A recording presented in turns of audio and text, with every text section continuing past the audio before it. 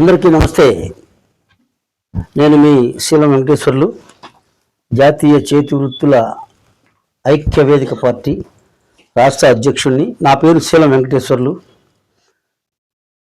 ఈరోజు ముఖ్యంగా ఈ వీడియో చేయడానికి కారణం, రెండు తెలుగు రాష్ట్రాలలో ఉన్న బీసీ సోదరులకు, అలాగే బీసీ ఉద్యమాల నాయకులకు, కుల సంఘాల నాయకులకు,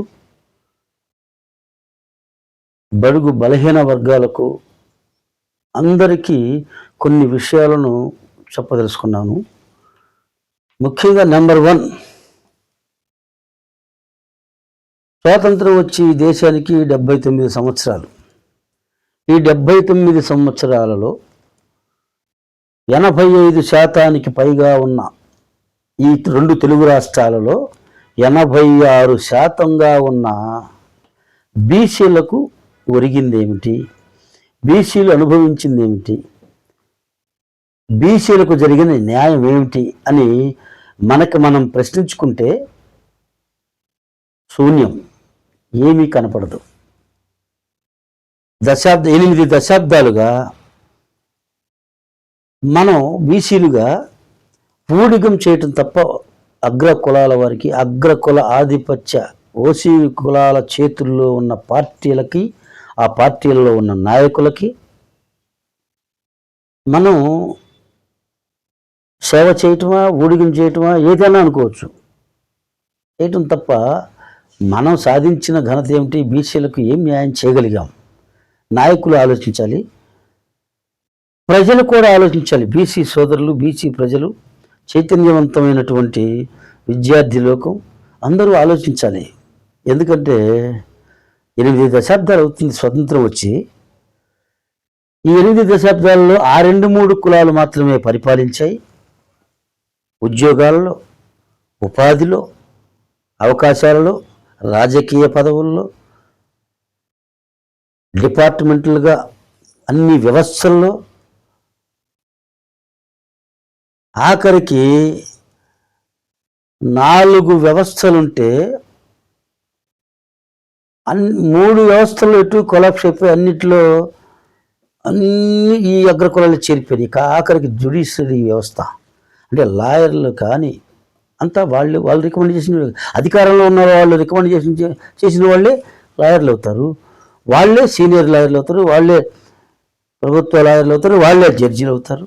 చివరికి ఈ రకంగా మెట్ల మీద మెట్లు ఎక్కుకుంటూ పోతూ అన్ని వ్యవస్థలలో ఈ వ్యవస్థ ఆ వ్యవస్థ అని కాదు, ప్రతి వ్యవస్థలో అగ్రకులాలు తిష్ట వేసుకొని కూర్చున్నాయి.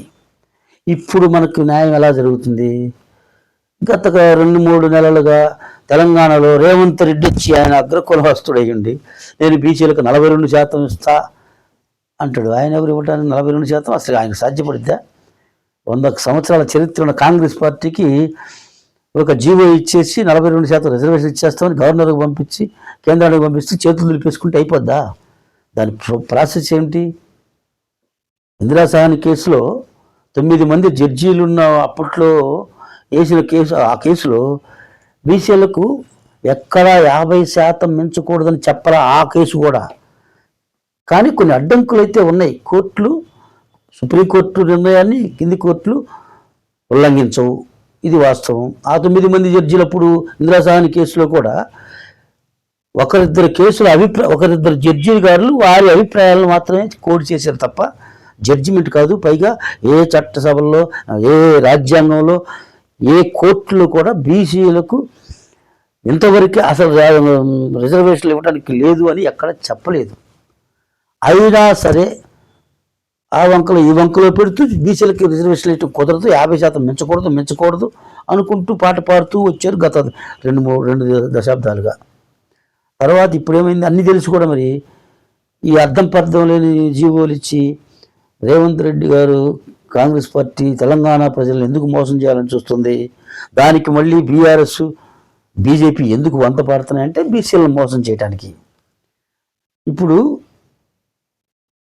మహిళా రిజర్వేషన్ కావాలంటే అది కూడా దశాబ్దాల పోరాటం. ఎలా వచ్చింది మహిళా రిజర్వేషన్? ఎలా చేసింది కేంద్ర ప్రభుత్వం? ఆర్టికల్ 28 రాజ్యాంగ సవరణ ద్వారా మహిళలకు రిజర్వేషన్లు కల్పించింది కేంద్ర ప్రభుత్వం. అలాగే పంచాయతీ వ్యవస్థ, మూడంచెల వ్యవస్థ కావాలని అప్పట్లో రాజీవ్ గాంధీ గారు దాదాపు 3 దశాబ్దాలకు ముందు ఆయన ఏ విధంగా రాజ్యాంగ వ్యవస్థల ద్వారా ఆర్టికల్ 73, 74 ఆర్టికల్ 73, 74 రాజ్యాంగ ఆర్టికల్స్ను వాటి ద్వారా సవరించి 73, 74 రాజ్యాంగ సవరణ ద్వారా పంచాయతీ వ్యవస్థ, మూడంచెల వ్యవస్థ, పంచాయతీలు, లోకల్ బాడీ ఎన్నికలు, వాటికి అధికారం వ్యవస్థగా విభజించబడి పంచాయతీ వ్యవస్థల్లో లోకల్ బాడీలో పీసీలకు 33% రిజర్వేషన్ కల్పించాడు ఆర్టికల్ 73, 74 అధికరణ ద్వారా. అలాగే 72వ అధికరణ అదే ఆర్టికల్ 72 అధికరణ కూడా పంచాయతీలకి ఏ విధమైనటువంటి విధులు, మొత్తం 29 విధులు ఉన్నాయి మున్సిపాలిటీకి, లోకల్ బాడీలకి. ఆ హక్కులు మొత్తం పంచాయతీలకే ఉండాలి. పంచాయతీలు, ఒక గ్రామ పంచాయతీలు ప్రెసిడెంటే సుప్రీం. ముఖ్యమంత్రి వచ్చినా సరే ముందు ప్రెసిడెంట్ ఆధ్వర్యంలోనే ఆ కార్యక్రమం జరగాలి తప్ప ముఖ్యమంత్రి వచ్చాడని ముఖ్యమంత్రిని ముందు కూర్చోబెట్టరు. పంచాయతీ ప్రెసిడెంటే సుప్రీం. అలాగే హక్కులు కూడా కాలువలు తీయాలన్నా, లేదన్నా పూడికలు తీయాలన్నా, లేకపోతే మున్సిపాలిటీ మనం చెత్త మురికాలు శుభ్రం చేయాలన్నా, ఒక రోడ్లు వేయాలన్నా, కరెంటు వ్యవస్థ కానీ, విద్యుత్ వ్యవస్థ కానీ, నీటిపారుదల వ్యవస్థ కానీ, మంచినీటి వ్యవస్థ కానీ, ప్రతి వ్యవస్థ 29 వ్యవస్థలు మొత్తం పంచాయతీ చేతిలో ఉండాలి. ఆ వచ్చే నిధులు పంచాయతీ తీసుకొని వాటిని ఎక్కడెక్కడ పంచాలో గ్రామసభ ఏర్పాటు చేసుకొని ఏ వ్యవస్థలు మనం బాగు చేసుకోవాలో గ్రామాలని చెప్పి ఒక గ్రామసభ ఏర్పాటు చేసుకొని పంచాయతీలు మాత్రమే నిర్ణయించుకోవాలి. కానీ ఈ అగ్రకుల ఆధిపత్య ఓసీ కులాలు ఎప్పుడైతే రాష్ట్రాన్ని పరిపాలించినాయో గత 20 ఏళ్ళుగా, నాకు తెలిసి మరీ గత 10 ఏళ్ళుగా పంచాయతీలో ఉన్న అధికారులు మొత్తం లాగేసుకున్నారు. పంచాయతీకి ఇప్పుడు ఏం లేవు.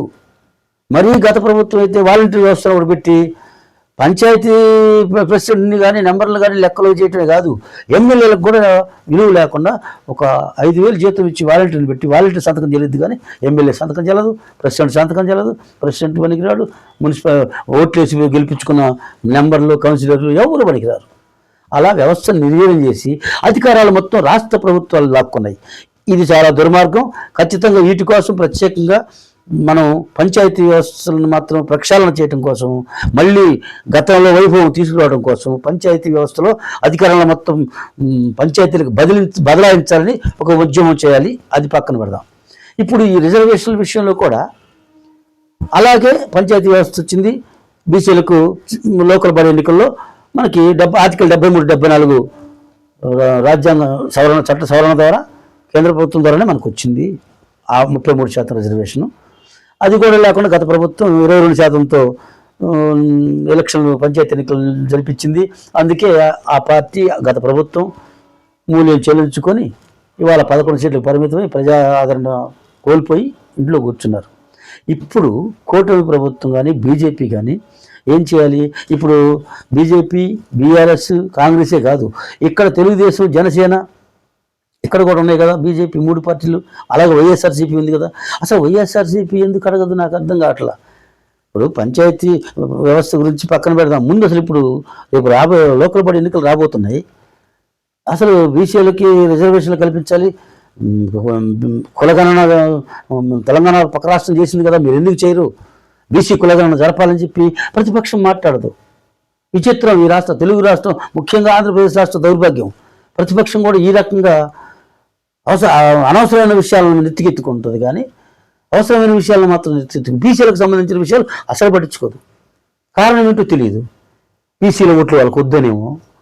అలా అనుకుంటే బీసీలు మనం కూడా వాళ్ళ ఓట్లు మనకొద్దు, మన ఓట్లు వాళ్ళకు వద్దని మనం ఒక నినాదంతో పోదాం అనుకుంటున్నాం. అది చివరిలో చెప్తాం, చివరిలో వద్దాం ఆ విషయానికి. ముఖ్యంగా బీసీల విషయం ఎందుకు మాట్లాడరు వీళ్ళంతా? ఇక్కడ ప్రజలందరూ, బీసీలందరూ, ముఖ్యంగా అనేక మంది నాయకులు కూడా ఉన్నారు కదా, అందరూ ఆలోచించాల్సింది ఏంటంటే 9th షెడ్యూల్లో పెడితే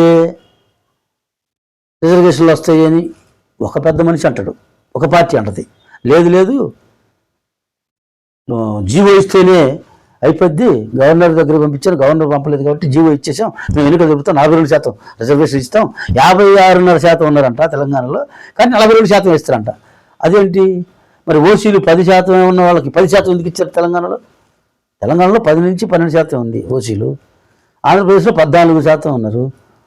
మరి 14%, 15%, 10% ఉన్నోళ్ళు మరి ఓసీ ఈడబ్ల్యూఎస్ రిజర్వేషన్లు 10% కల్పించుకున్నారు కదా.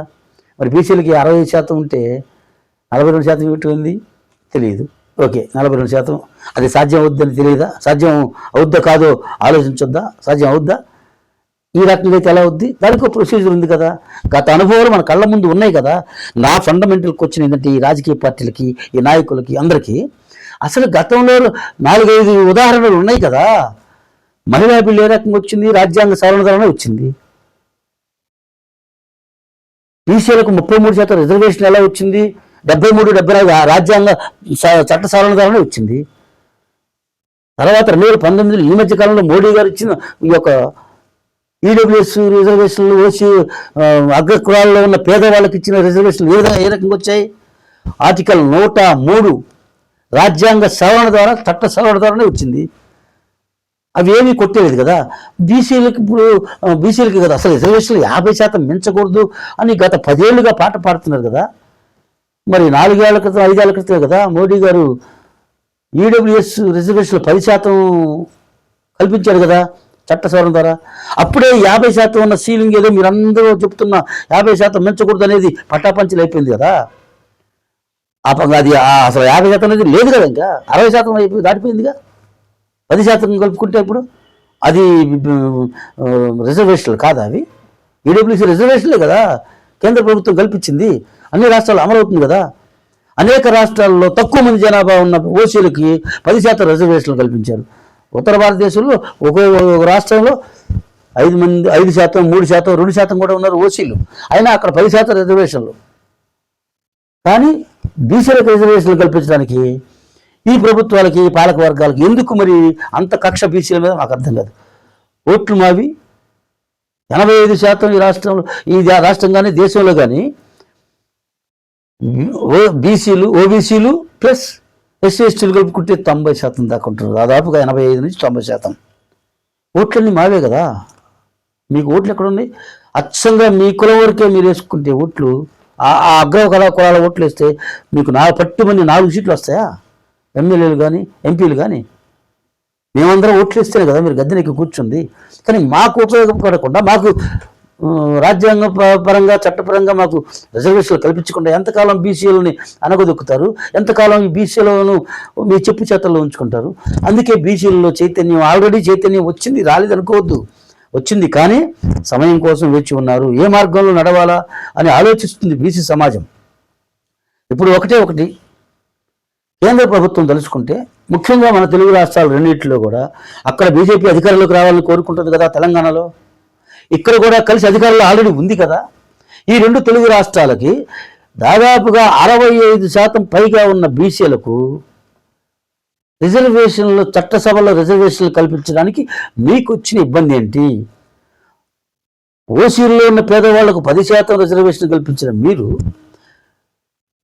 65% ఉన్న మా బీసీలకి 35% ఇస్తారా, 45% ఇస్తారా, ఎంత శాతం ఇస్తారో ముందు చట్టసభల్లో, ముందు ఆ రాజ్యాంగ చట్ట సవరణ ద్వారా బీసీలకు రిజర్వేషన్ కల్పించండి. అది మా కోరిక, అది మా డిమాండ్. అది చేయకపోతే గతం గత రాబోయే రోజుల్లో త్వరలో పంచాయతీ ఎన్నికలు జరగబోతున్నాయి తెలంగాణలో. కానీ ఇక్కడ ఆంధ్రప్రదేశ్లో కూడా 2-3 నెలల్లోనో 4 నెలల్లోనో ఎన్నికలు జరగాలి కాబట్టి, టైం 4 నెలలు ఉంది కాబట్టి, ముఖ్యమంత్రి చంద్రబాబు నాయుడు గారికి, పవన్ కళ్యాణ్ గారికి, బీజేపీ అధ్యక్షుడు మన మాధవ్ గారికి, వీళ్ళందరికీ మేము కోరుకునేది ఏంటంటే, మీ 3 పార్టీలు కేంద్ర ప్రభుత్వం దగ్గరికి వెళ్ళి, ఎటు కేంద్ర ప్రభుత్వం తెలుగుదేశం పార్టీ, జనసేన పార్టీ, ఆంధ్రప్రదేశ్ ఎంపీల మీద ఆధారపడి ఉంది అక్కడ కేంద్రం ప్రభుత్వం. మీ 3 పార్టీలు పోయి కేంద్రంలోకి వెళ్ళి ఖచ్చితంగా మోడీ గారికి విన్నవించుకొని, ఆంధ్రప్రదేశ్ రాష్ట్రానికి మీరు కులగణన, బీసీ జనగణనతో పాటు బీసీ కులగణన జరిపి పంచాయతీ ఎన్నికల లోపే బీసీ కులగణన జరిపి బీసీలకు రిజర్వేషన్లు కల్పించి మాత్రమే చట్టసభలకి మన లోకల్ బాడీ ఎన్నికలకు వెళ్ళాలి. లేదంటే మాత్రం బీసీలు ఈ మూడు పార్టీలు గత వైసీపీ ప్రభుత్వానికి ఆ పార్టీకి ఏ రకమైన బుద్ధి చెప్పారో ఈ మూడు పార్టీలకు కూడా అదే రకమైన బుద్ధి చెబుతారు. అలాగని మళ్ళీ వైసీపీ అంటే పోరు ప్రజలకు ఒక అవగాహన ఉంది. బీసీలు ఎక్కడ నిలబడితే అక్కడ బీసీలు వేసుకుంటారు. ఇక ఓట్ల యుద్ధమే చేయబోతున్నారు బీసీ సమాజం. ఓట్ల యుద్ధంతోనే మనం అధికారంలోకి రాగలం, చట్టసభలోకి వెళ్ళగలం. మన ఓట్లు ఓసీలకు వద్దు, ఓసీ ఓట్లు మనకొద్దు, మన ఓట్లు మనమే వేసుకుందాం అనే నినాదం త్వరలోనే భారీ ఎత్తుగా రాష్ట్రం మొత్తం, అలాగే 2 తెలుగు రాష్ట్రాల మొత్తం నినదించబోతున్నాం. రేపు 18వ తారీఖు ఆర్ కృష్ణయ్య గారు తెలంగాణ బంద్కు పిలుపునిచ్చారు. ఆ బంద్కు ఆంధ్రప్రదేశ్లో బీసీ సంఘాలతో పాటు మా జాతీయ చేతి వృత్తుల ఐక్యవేదిక పార్టీ కూడా ఆ బంద్కు పూర్తిగా సహకరిస్తుంది, సంపూర్ణంగా సమర్థిస్తుంది, పాల్గొంటుంది కూడా. జై హింద్, అందరికీ నమస్తే.